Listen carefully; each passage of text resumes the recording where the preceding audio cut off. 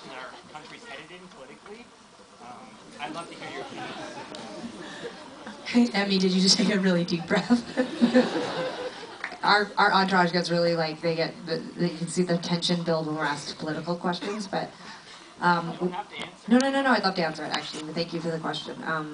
We were at a screening in Austin, and after like a lot of like, what's your favorite book, and what's your favorite color, and what's your favorite clothing item or whatever, someone was like, what do you think your photo with the black eyes represents when it comes to violence against women? And I'm wondering if you, and like the whole audience was like, ew. And I was like, I thought it was a great question, and it's something we thought about a lot before we put the photo out, so I had an answer.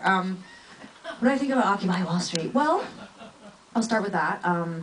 I think that Sarah and I have spent the last 12 years traveling around the world, and I think that there are a lot of apathetic people in North America, and so whether I believe in the movement or not, first off, I was just so impressed people actually getting out and doing something, because I can't believe that people aren't more outraged about a lot of things, especially in America. I spent a lot of time down there, and I was in California when Prop 8 passed, and I can't believe, I mean, people were enraged for about a week and then went back to being sort of you know, on with their lives, which isn't to say the movement isn't continuing, but I think people don't realize that that there is an option besides just being angry at home inside.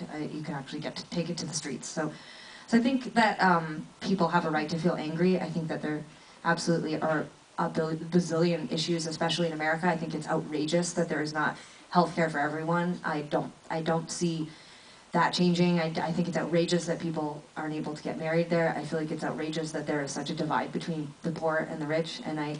But I also, you know, and I could go on and on and on. I agree with all of that, and I get why people are there, and I get why they're angry, but I also can't wrap my mind around how entitled people in North America still are, even though we see poverty and other, you know, financial crisis, like countries collapsing left, right, and center. You know, there are, at any given moment, you know, around the world, millions of people living under conditions that none of us will ever even, you know, come close to. And so it's hard for me, like coming back from India, like, I mean, where, you know, we were told outright that there are no gay women here.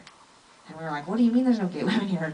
And they're like, oh, no, there's no gay women. And it's so sad, like, it's just so awful. So sometimes it's like, I'm really upset about the divide between the rich and the poor, but sometimes I just wish that we all cared more about each other, like, you know, putting aside some of those other issues. Like, I just feel so sad that we just don't take care of each other, starting right there, forget politicians and government. But the state of our own country, I mean, I could talk about forever, and I don't want to, because I'm going to curb my upsetness and all that, all my, you know, feelings about unrest and upsetness and whatever. But I will say that comparatively, I think Canadians are much more present and are much more focused, and I think our country is still a really, really great country, and I think people around the world still really respect us, and we have a lot to be proud about. And I think that we should continue to put our technology down and talk to each other and try to understand one another and try to make the world a better place. And I think time goes by really fast. I mean, we turned 31 this year, and I don't want to leave the world as bad as it is. And that's what motivates me to get up every day and make music and talk to people, is because I hope that we can contribute something good. So I'll leave it at that, not get too political. My dad and I talk about Occupy Wall Street twice a week, and the other day we were in Tim Hortons, and my dad was going on and on and on, and I was like, yeah, and then like, someone turned to us and was like, can you guys lower your voices? Was it Nick? Okay, we have only time for 2 more questions.